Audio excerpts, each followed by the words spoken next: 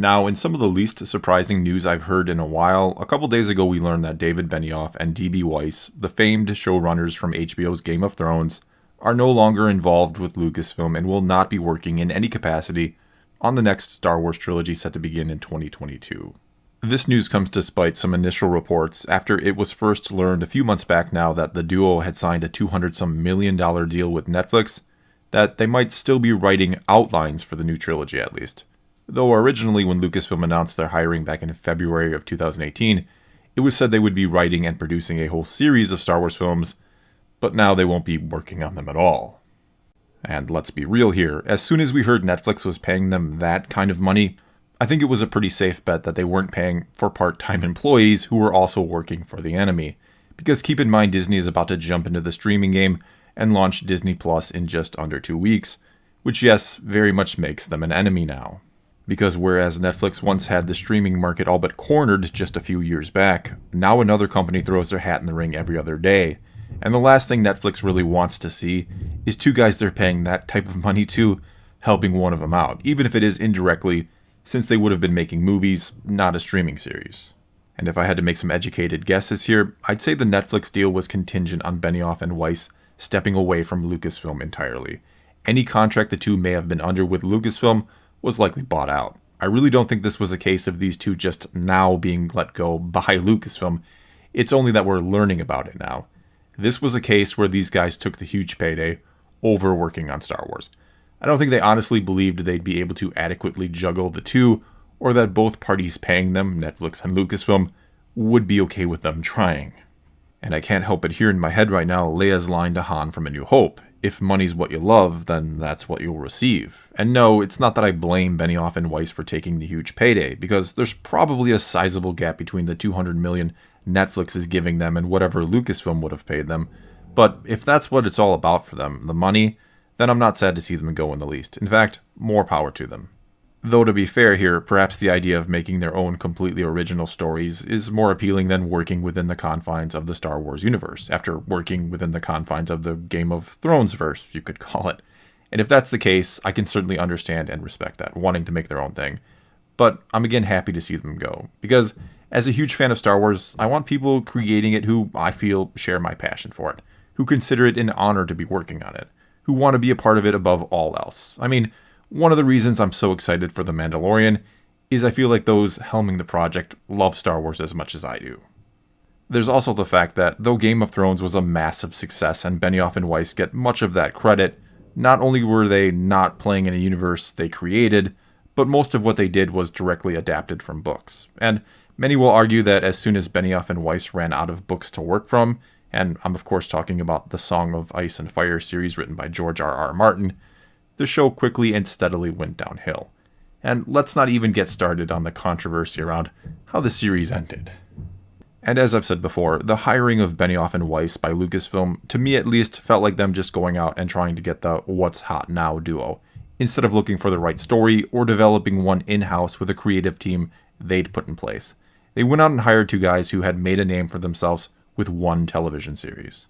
And they were ready to pretty much just hand over the reins to the future of the Star Wars franchise without even being sure where they'd take it. And look what happened the last time they did something like that, giving Rian Johnson, a relative unknown, freedom to do as he pleased with Episode 8. And speaking of Rian Johnson, no, I do not think this opens the door back up for him to work on the next trilogy. As I said, I'm sure Lucasfilm has known since Benioff and Weiss signed with Netflix, and probably even before, that one way or another they wouldn't be working on the next Star Wars trilogy. And in that same time span, we've heard Rian Johnson really start to sound like he's resigning himself to the fact that he'll never again work on Star Wars. The last time he was asked about his trilogy, he finally said, "if it happens." This after many months of steadfastly claiming he was still working on it. Another thing that's happened recently is the announcement that Kevin Feige, president of Marvel Studios and mastermind behind the MCU, would be producing a Star Wars movie, which was kind of an odd and confusing announcement, considering we'd had it confirmed by Disney that next up was a new trilogy starting in 2022. So did that mean Feige was working on a separate movie from that, which just hadn't been announced yet? And, well, I think the answer to that mystery is clear now that Benioff and Weiss are officially gone. Feige is producing the first movie in the new trilogy, and will likely be producing the whole damn trilogy, if he isn't being groomed for a much, much larger role with Lucasfilm. That then brings us to Kathleen Kennedy, current president of Lucasfilm and under contract with them for another 2 years, after she received a 3-year extension last year. And there are a lot of people with a lot of different opinions about her and her time as president of the company. Some will point out how much money she's brought in, especially with the first few Star Wars movies, as if that should be the end-all be-all. Others would argue that, well, pretty much anyone could have been successful with the first few Star Wars movies after such a long hiatus, since so many people were so excited and hungry for anything new Star Wars, that they more or less made so much money by default. They'd also point out that after only 4 movies, excitement for Star Wars is quickly dwindling, when it should have been building as the new sequel trilogy went on, that the end of the Skywalker saga is not being met with anywhere near the same level of anticipation as Endgame was, when it easily could have and should have been considering the huge popularity of Star Wars going into the trilogy. There's also the fact that the most recent Star Wars movie, that being Solo, relatively speaking, was a box office failure, grossing less than $400 million worldwide, and it actually lost money for the company. So if you want to point out how much money has been made from Star Wars by Kennedy, we also have to look at the steady decline in that area, and the fact that The Rise of Skywalker is predicted to end up grossing the least amount of money out of all the new trilogy movies, which is more evidence that she's been doing more harm than good to the franchise. Then there's also the problem with directors she's had and the game of musical chairs that's been played with them. It started with Gareth Edwards getting all but replaced by Tony Gilroy on Rogue One, then Colin Trevorrow got let go from Episode 9, then it was Ron Howard having to take over from Lord and Miller on Solo, and let's not forget that Rian Johnson was promised a trilogy that will likely never happen, and now we've got the whole Benioff and Weiss fiasco. In other words, or to summarize, sure, she brought in a lot of money initially, but the franchise is quickly losing profitability and there's a long list of poor decisions. Star Wars also finds itself with a very split fan base, to put it mildly. And so I'm going to stick with the same thing I said when Kennedy got her 3-year extension last year, the one that will end in September of 2021, a little more than a year before the new trilogy is set to begin. And that is that this is nothing more than a transitional phase at Lucasfilm, where everyone is being allowed to save face or avoid controversy. Letting Kennedy stay for a couple more years lets her finish up the sequel trilogy era, which also means she'll forever be associated with it, for good or bad depending on your point of view, and that someone else can be associated with the next era or the future, the one after the Skywalker saga.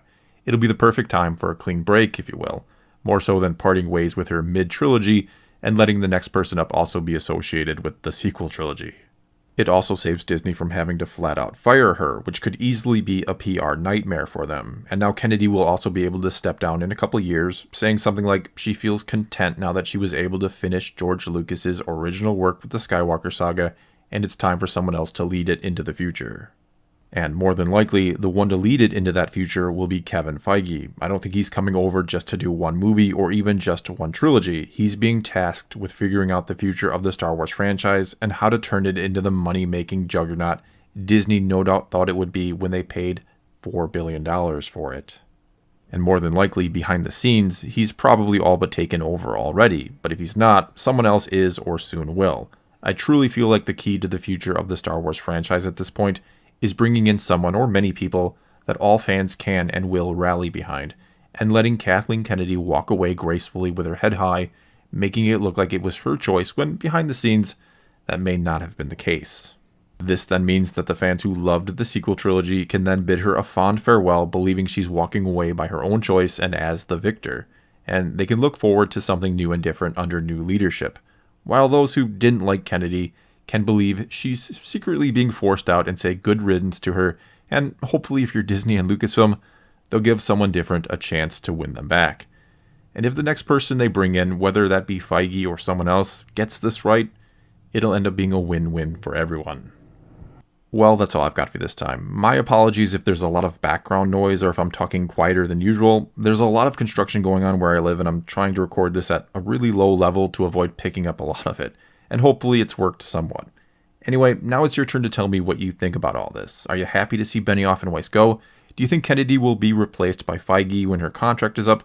Or do you think she'll stay, or that Disney will let her stay? Whatever you think, let me know in the comments below, and let's talk some Star Wars. And until next time, thanks for watching.